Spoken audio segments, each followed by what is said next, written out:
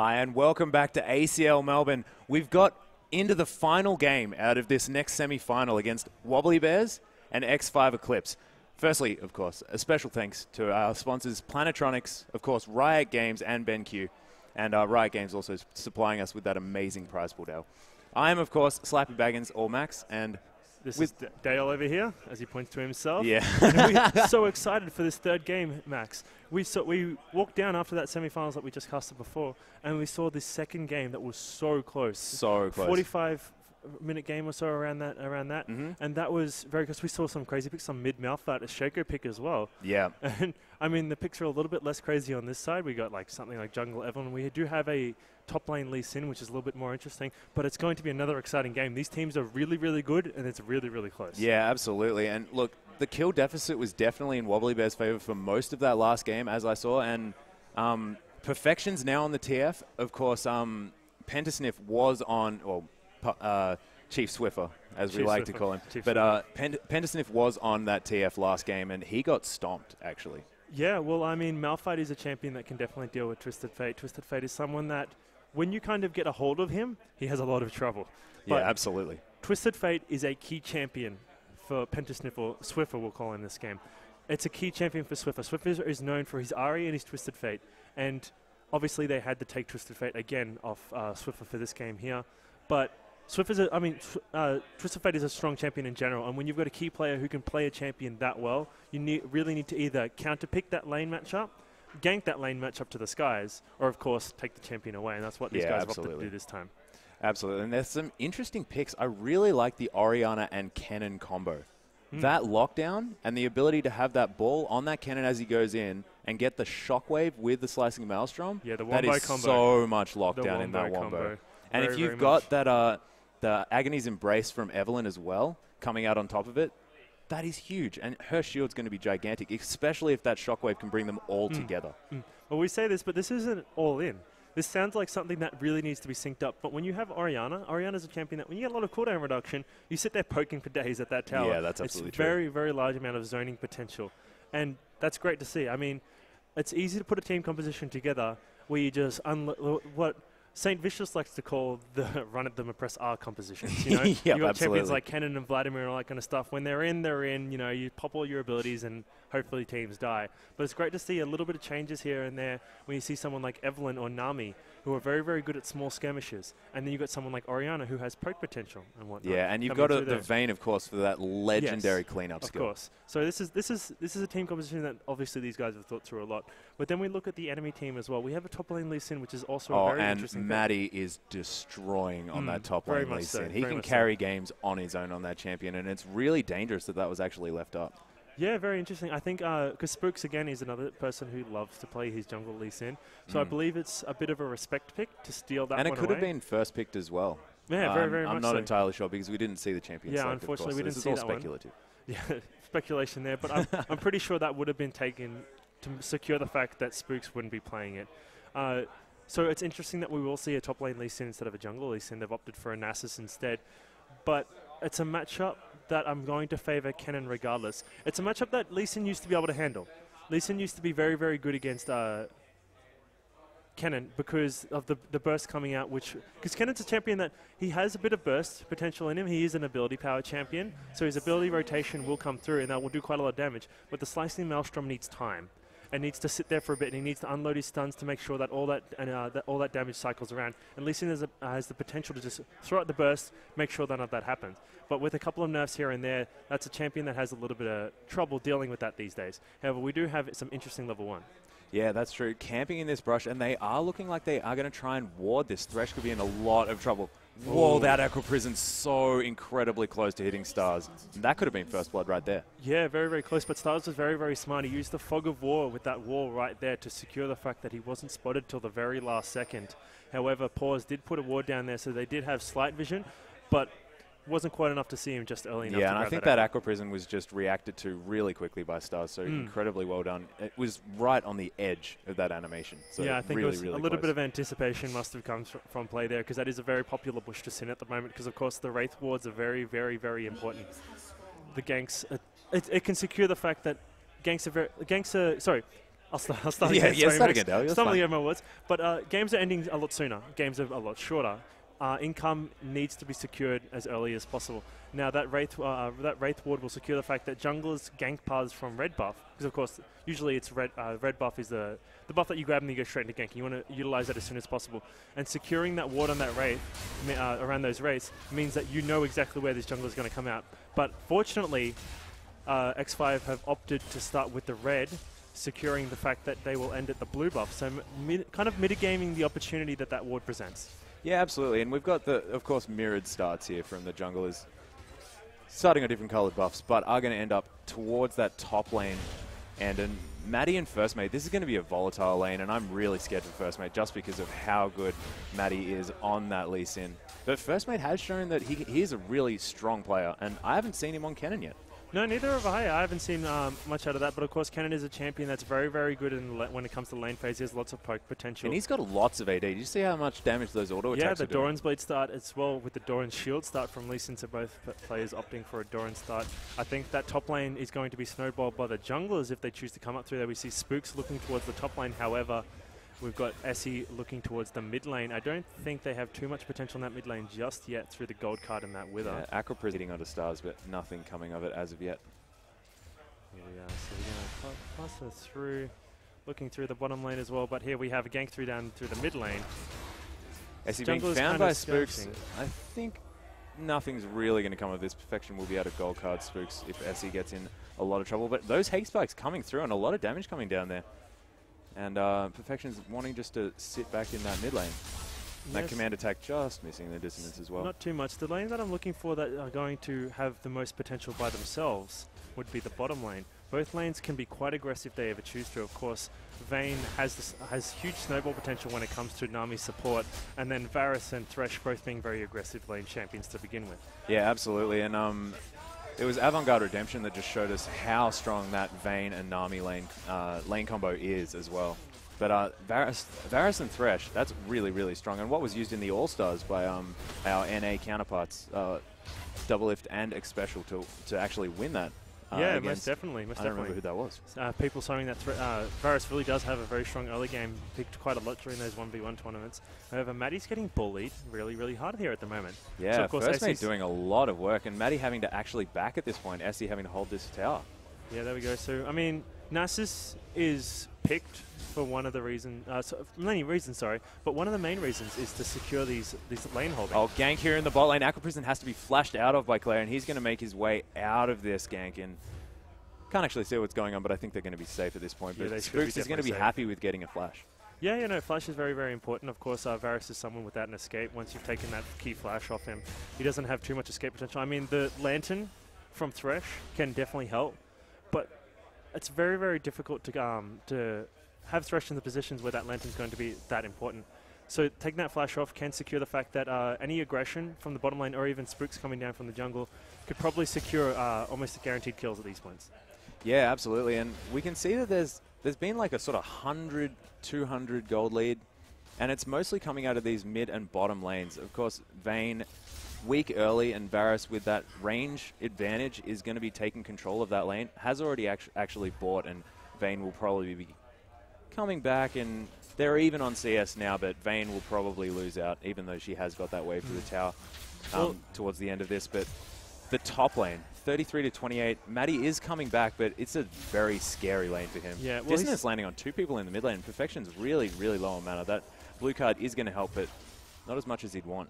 Yeah, the blue card nerfs coming through there. Unfortunately, TF doesn't get quite the amount of mana he used to from throwing those ones around. But we do see a double rejuvenation bead pick up from Maddie, probably leading to a Ravenous Hydra a little bit later on. Yeah, he does tend to favor that item. That will help his laning a lot. The rejuvenation beads, of course, going to mitigate the poke damage that Kennen's kind of throwing the shurikens around, poking him down. But it's going to help mitigate it, which is going to be very, very helpful for his laning phase. Yeah, do you think because this is a game 3, of the semi-final, this is a really big deal, and they know that each team, they're scared of each other. Very much because so. They've both won a game, Are they playing extra passively because of that?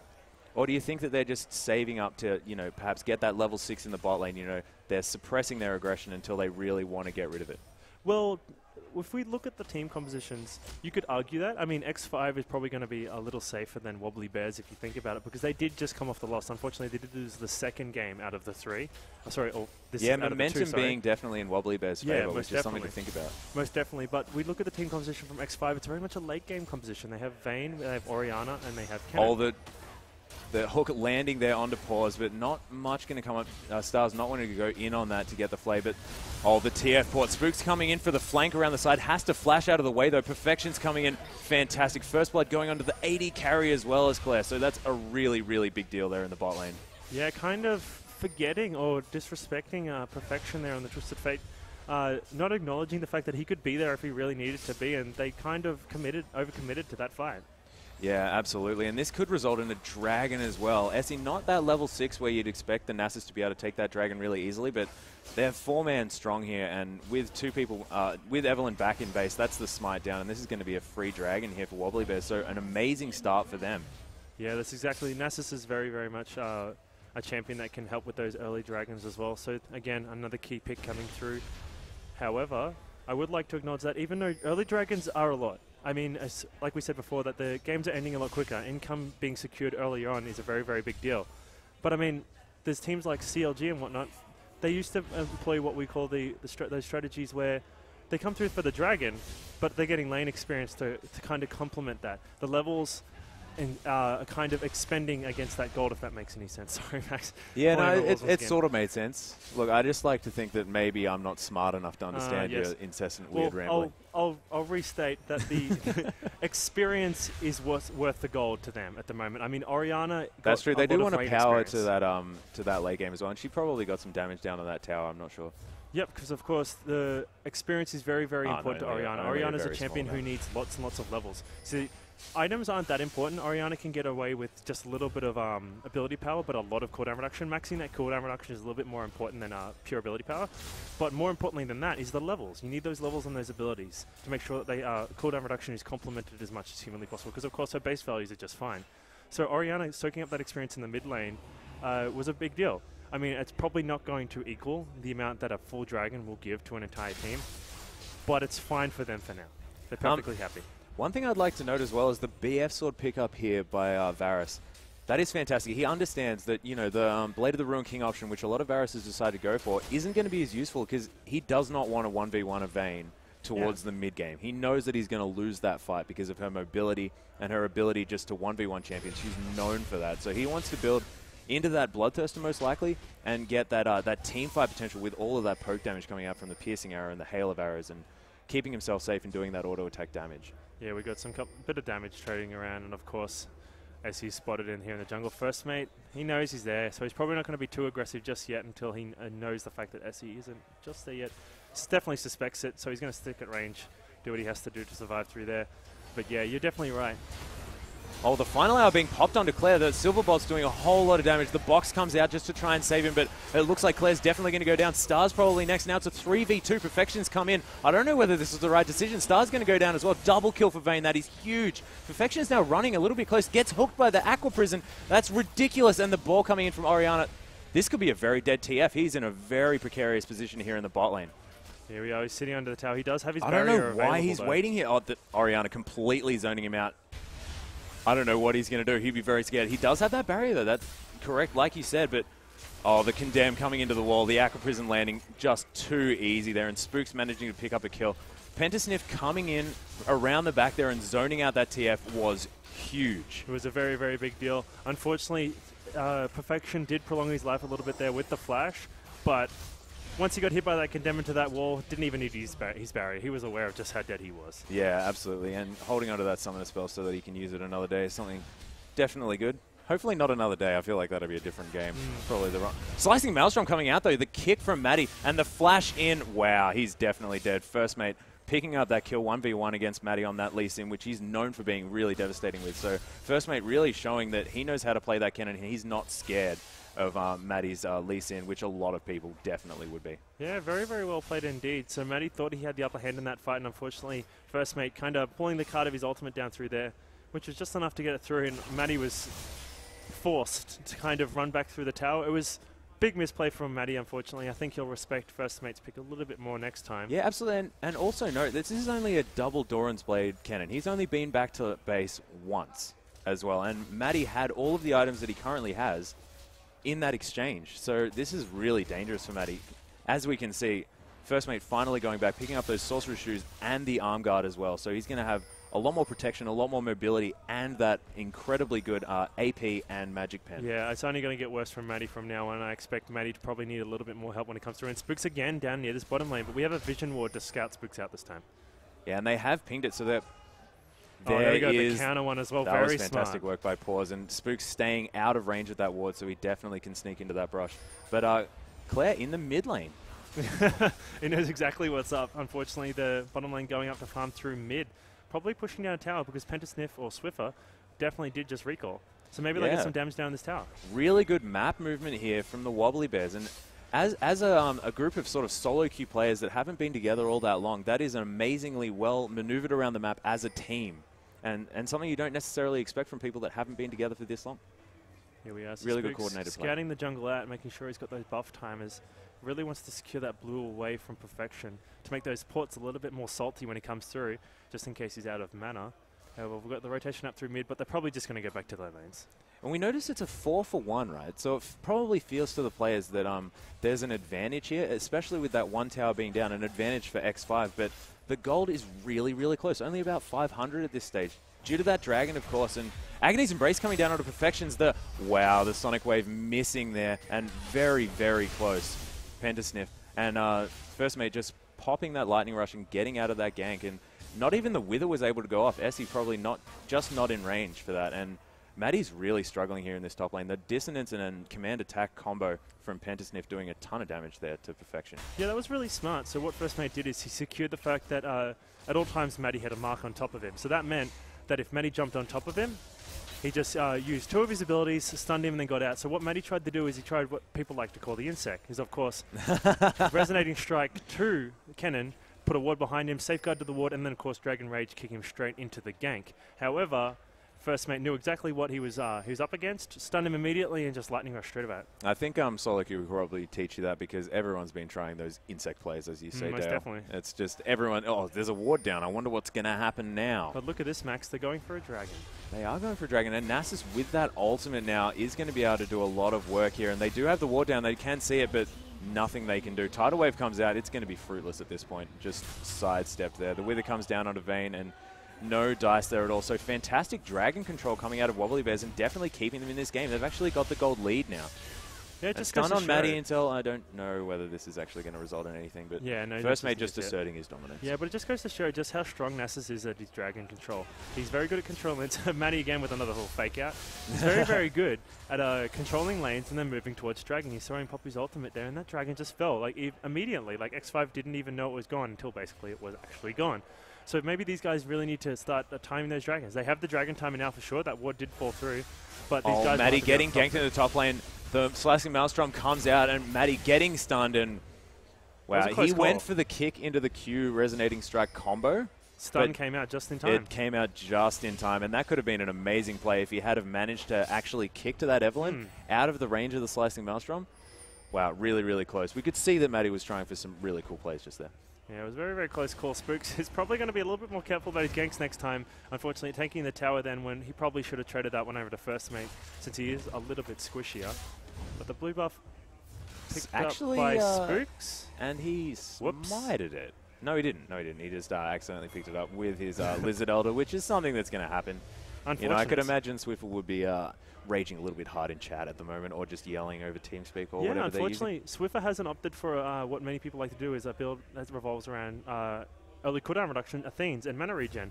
So that's going to be a lot more difficult for him to be where he needs to be and use the abilities when he needs to use them, because he's not going to have the mana regen he needs. He definitely does have the damage, though. Yeah, with that Blasting Wand, I mean, when you go for that Athenes build, you've often got that Chalice of Harmony, which sets your damage back a little bit, and that Command Attack Dissonance combo coming down onto Perfections is doing half his health in one rotation. Yeah, well, it secures a little bit more damage a little bit earlier because he doesn't have those levels and the abilities he quite needs. Oh, the flash in. Pentasniff just getting absolutely obliterated right there. Perfections with the gold card, securing that kill, and That was just amazing. Again, just roaming mid and picking up more damage on the tower and picking up a kill. Absolutely fearless there from Perfection, just flashing the gold card and then Maddie landing that resonating strike. Yeah, wave slicing combo. Maelstrom not quite up yet, and wow, Maddie Intel getting paws in, and incredible. That was the insect play that we were waiting for, am I right? Yeah, I think Insect is in this game at the moment because that was pretty well played. Yeah, it's a 2.4k gold lead here with that middle turret going down, so a lot of map control now coming out for the WobblyBears. This is pretty scary for X5. Yeah, so SE also pushing down. Wow, the map control is just absolutely coming out now. There's not even that much wards. These guys just have the wave control that they need at the moment. SE's going to power down through this tower. Probably not kill it just yet, but secure a couple of levels in himself and a bit of Siphon Strike going down as well. This is going to make him a little bit stronger out through. But the really cool thing that X5 are responding with is they're allowing Zerk to pick up this top lane farm. Yeah, that is definitely true. That being said, he's still down 20 CS. So Yeah. a little bit scary. 2-0-1 though on that vein, so definitely going to make it through this mid-game feeling pretty strong. Yeah, well, like we said, these guys are waiting for the late game anyway. They're aware that their mid game probably isn't going to be anywhere near as strong as the WobblyBears unless they get enough snowball potential. They've got a little bit, but I don't think it's enough to complement just how good they are in the late game. They need to slide through that a little bit easier, so they're probably happy to step back a little bit. They don't want to give up too many advantages, but they're happy to just farm it up. Yeah, and WobblyBears are doing really well, just forcing their advantage that they know that they have in this early to mid-game. Most definitely, most definitely. We have Swiffer as well, kind of taking a couple. Oh, we got Perfection. Oh, Destiny coming in into the bot lane. Pentasniff is in a lot of trouble here. The Shockwave comes in with the flash out. That was fantastic. The Piercing Arrow coming in, not enough damage though. And Agony's Embrace coming down to Stars and Maddie, but not being able to be followed up at this point. But that's only 2 versus 3 here in the mid lane. And in fact, Maddie going over to those Wraiths as well. So Thresh trying to hold off this push here on the mid lane. And there is half health here on this turret, so that's probably going to go down. Death Sentence gets dodged by Spook, so fantastic work, and Hate Spike doing some damage to those creeps, and they're going to take a free turret in mid, so it's going to be 2 for 1, sorry, that bottom turret and mid turret now taken. So the whole bottom side of the map is in X5's favor here for against the WobblyBears. Yeah, but look at this, still farming up a Storm up in that top lane. Hasn't really been halted just yet. They need to be aware that that's and that bot turret getting answered as well, so it's now 2 for 2. Very close though. He might get stopped here. Spook's coming through. Oh, is he going to be able to 1v1? There is definitely a level advantage here for Claire, so this is really dangerous. Pentasniff doesn't quite get the command protect, which possibly could have kept Spooks alive for a little bit longer, but oh, that Bloodthirster doing so much damage, and I don't know why Spooks thought he could take that fight. Yeah, it was a little bit precarious. He really wanted to stop that recall. It was either stop it there or let him go through. Spooks thought he had it, but unfortunately Claire knew exactly how squishy Spooks was again. Spooks needs to secure a little bit more defense before he starts doing some plays like that. Yeah, that's definitely true. And I mean, I think if Spooks had possibly stopped that back with a Hate Spike and then tried to dodge out of the way with his I don't know what his W ability does but it does increase his movement speed, so he'd be able to get her out of that chain of corruption. And that might have been a better tactic just to give Swift time to get there and put his damage into that fight, but I don't know, maybe just overestimating himself just a little bit. And they're going to try and push down in this mid lane even more. Yeah, so and look at that, oh wow, Zerk really wanted to put some damage onto Claire. Gets the Silver Bolts proc, so that's doing so much damage. That Piercing Arrow doing a lot though, and wow, Essie getting caught in that Acro Prison as well. Pops the ultimate, wither down, and immediately cleanse there from Zerk. Fantastic cleanse work. That was Captain Jack cleansing ability right there. It was a very smooth cleanse. Vayne picking up 2 kills. Oh, first mate coming in, slicing Maelstrom with the flash as well. Claire is definitely dead, and Zerk is unstoppable now. 5-0 on that Vayne. That is huge. That is a massive deal. Very, very big deal indeed. If there's ever a champion that's going to be able to deal with the enemy team, it was definitely be the Vayne there. And finally, a Dragon being picked up for X5. I mean, they lose that top turret, so probably not exactly an even trade. But the fact that Essie's down is massive here. And Pentasniff putting some damage down onto Maddie. Maddie getting the Insect ward, putting down another ward for no reason at all, it seems. And getting wow, that resonating strike into the kick was decimating damage. Don't know why I put down so many wards during that, though. It seems like it was trolling us just a little bit. Destiny coming out for no reason. And I feel like it was possibly just testing to see whether there was Dragon being taken, but they had a ward on it. So they saw Destiny being taken, so I'm not sure why that was exactly used at that point. Perfections probably will know, and I just definitely won't. Yeah, I don't see the too big reason. Perhaps he was just securing the fact that he was afraid that maybe Maddie wasn't going to win that 1v1, though Maddie definitely had that one secured as well. So X5 might be a little bit more cautious around Medi again, because Lee Sin's one of those champions that if he has the ability to burst you, there's not too much outplay you can do. I mean, he might miss the Sonic Wave. If he misses the Sonic Wave, things get a little bit more difficult, but Matty has like enough wards in his inventory to secure those to come through. I mean, put the Dragon's Rage out, easy Sonic Wave. Absolutely. Very, very much. Lots and lots of burst damage, and unfortunately, I think the only person that can really deal with that at the moment would have to be First Mate. So I'll keep First Mate up there for now, which I think is a very smart strategy, but we'll have to see what happens. And Spooks, did you notice stop damaging that blue buff incredibly early, wanting to actually get that one on Orianna this time. So benefiting from, of course, that cooldown reduction and extra mana regen. When he's gone for this sort of no mana regen and no cooldown reduction build, just going for all of that damage with that Rabbidan's Deathcap rush early on. So we'll have to see whether that works out for Pentasniff, and he's going to have to make sure he does secure those blue buffs. Yes, indeed. So we got some grouping from Exile 5. First Mate looking like he'll have to go back up again to the top lane. SC finally recalling, so they have some stress-free... Oh, no, as he cancels his recall, come back down through the top lane. So SC's going to continue his pushing force, because he's been a bit of a problem. He's kind of sitting around securing the fact that X5 have to split up their forces. And, of course, we said before that X5 have that wombo combo, and Kennen is a very key piece. Yeah, absolutely. And one thing I'd like to note is that this Sheen pickup from the Nasus. I would have expected possibly an Aegis pickup just because of the double AP coming out. You know, they're going to get that Aegis into the now Locket of the Iron Solari instead of that Bulwark, but obviously giving a little bit of that that magic resist as well, and the shield aura for the team, which would be great for all that AoE damage coming out of the Slicing Maelstrom and the Shockwave. So a little bit of a selfish build, it feels to me. With that Sheen possibly going into that Iceborne Gauntlet, probably more of like a 1v1 top lane Nasus build, but we'll have to see whether it works out.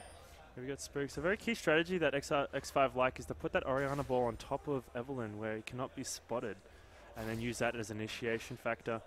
But I don't think it's going to work just yet, because WobblyBears are sniffing this one out. Absolutely, and I want to see whether the Distortion Boots come out from Kennen, because he's really going to need that flash in with the Slicing Maelstrom to get these fights happening in the positions that they want those fights to happen in. With Perfections and Claire both being champions that don't have innate ways of escaping, apart from that flash, it's going to be huge to be able to lock them down. Yeah, it's all about how X5 go about their initiation factor. They do have the snowball potential in team fights to win. It's purely off a great engage. Absolutely, and when they're all together with the Tidal Wave, with the Slicing Maelstrom, with the Shockwave, like the Agony's Embrace, everything is just meaning that they want a team fight as quickly as possible. And are we going to see some Baron dances happening here, Dale, do you reckon? I don't think they're capable of Barons. I talk about Baron a lot too much, I think. Baron is First Mate getting gone on here in the top lane. Destiny coming out and the Gate coming in as well. Spook's actually getting caught out, though. Wow, Agony's Embrace coming down and the shield being massive and flash through. That was a brilliant flash. Maddie coming in with the E. Definitely going to kill that, and wanting to get some damage here onto First Mate as well. Perfections is really low. Tidal Wave comes out. They do have the Wombo combo option here. Wow, distance coming down, and the Slicing Maelstrom. Maddie getting taken down solo. Zerk picking up that kill, though. Shockwave onto 3 people. That was absolutely amazing. Claire getting taken down. First Mate actually getting taken down instead. Essie getting answered there, and the piercing arrow coming in. So much damage. Zerk getting popped. Claire doing so much damage.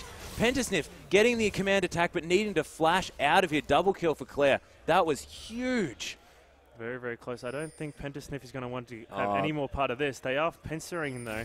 They're cutting off his escape route, so he's going to have to go the long way around the map at the moment.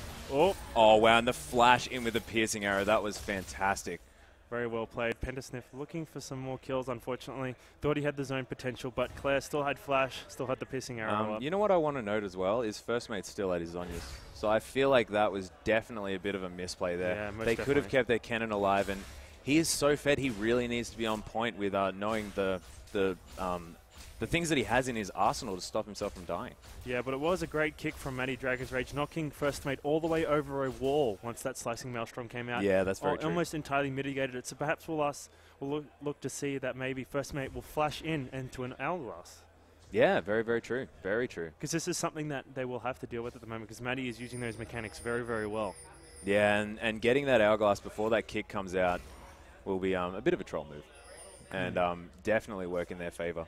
Pings out on Dragon, so maybe we'll see some Dragon dances very, very soon. Looks like the Stars is going to put some wards down to secure map control around there, especially since he has an Oracles now. These guys are definitely going for it. Absolutely, and it's going to be up pretty soon. Not sure. Seems always like makes you wonder when those yeah, many things we are don't coming actually have the timer ourselves. We probably should start taking that one. Star's taking a lot of damage there from that shuriken. Not quite. Stars again going to pick up some more ward kills. Zone potential not quite enough. However, X5 are looking to push down mid. Yeah, and that dragon's still not up. I feel like there, just popped up now, and I just feel like they perhaps got that timer just a little bit wrong. Yeah, a little bit. Oh, Destiny coming in. I don't know whether he's going to gate into this one. It's a little bit dangerous. He does come down. Wow, all of that damage, and Agony's Embrace onto 3 people. Essie just getting melted by Vayne. That Wither not actually coming down. Stars now the focus, and Claire has been completely cornered at this point. Wow, he's really 1v1ing though. Wow, First Mate finally managing to take that one down with the added burst. And I think Claire was baited a little bit by the fact that First Mate wasn't doing that much damage, and then he whipped out the QW combo, and he just died pretty much instantly. Here we are, and they're also going to... Spooks is looking to mull over the dragon, so it was a very, very well-played fight for that one. I think Perfection got a little bit too greedy with his positioning, porting almost directly next to Orianna. Lost 2/3 of his health almost immediately, which means he couldn't stay in the fight and need to be where he had to. And that's 2 objectives off that fight as well. I mean, they only lost 2 members, yes, but 2 members and then losing also 2 big objectives as well has really put X5 back in this game. And we've got a 1k gold lead only, and that wasn't the case before. WobblyBears had a commanding lead of about 3k.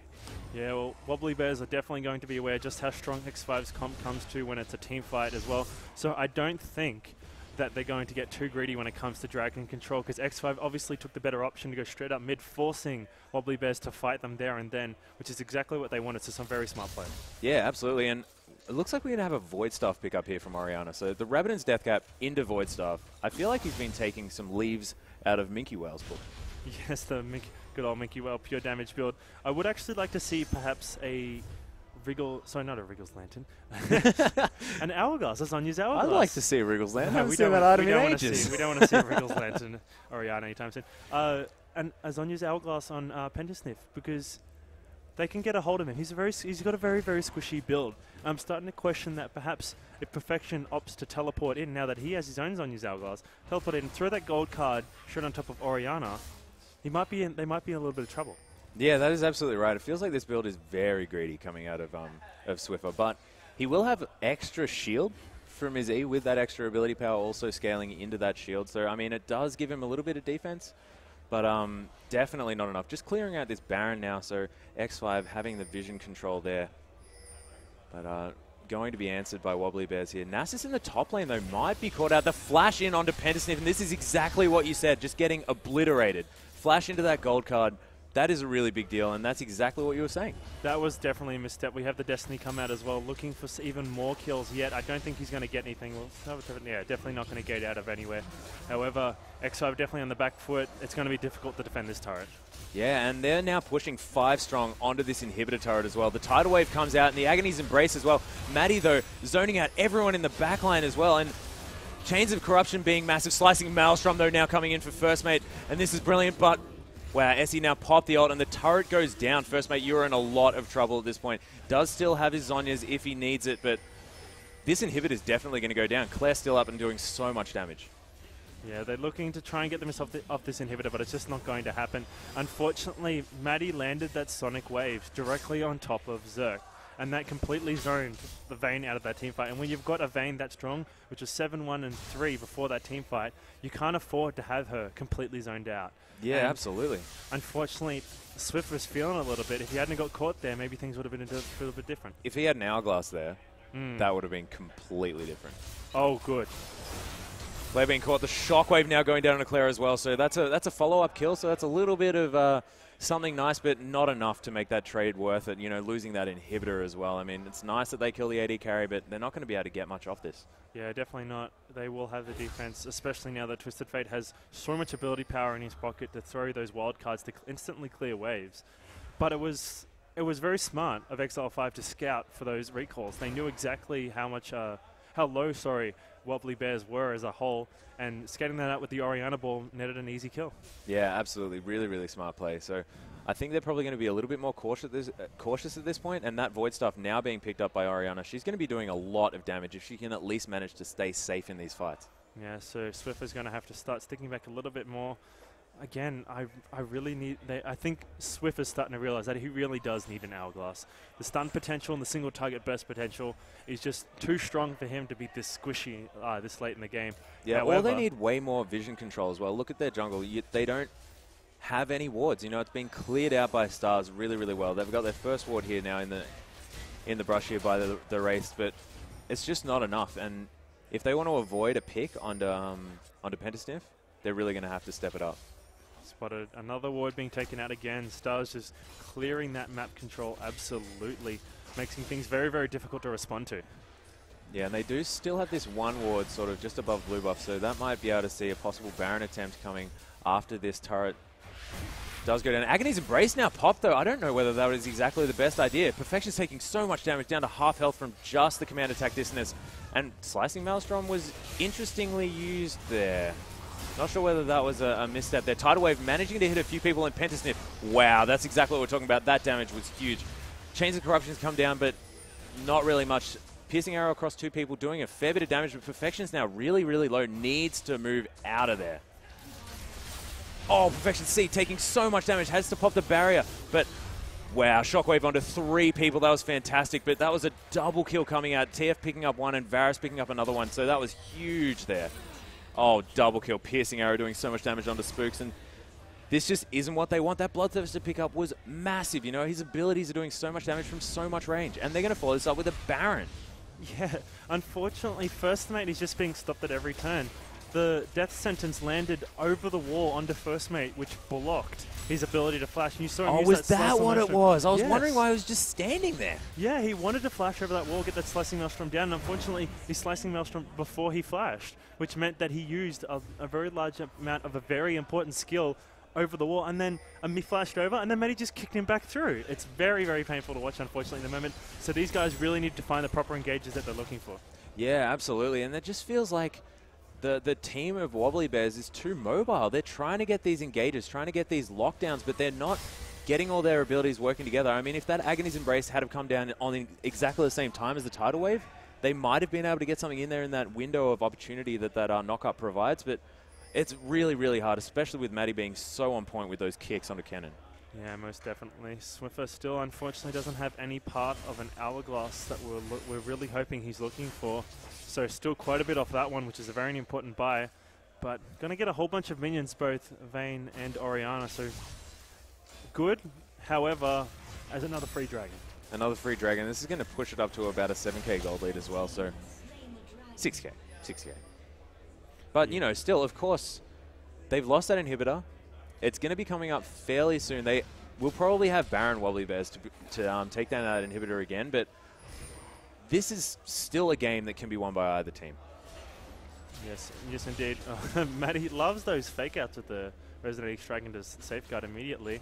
Just a little bit of fun there. However, X5 do have more opportunity to engage, but I don't know, now that they have Baron buff, if it's going to be worth. Yeah, and the flash not being up for a first mate as well is going to be a bit of a problem.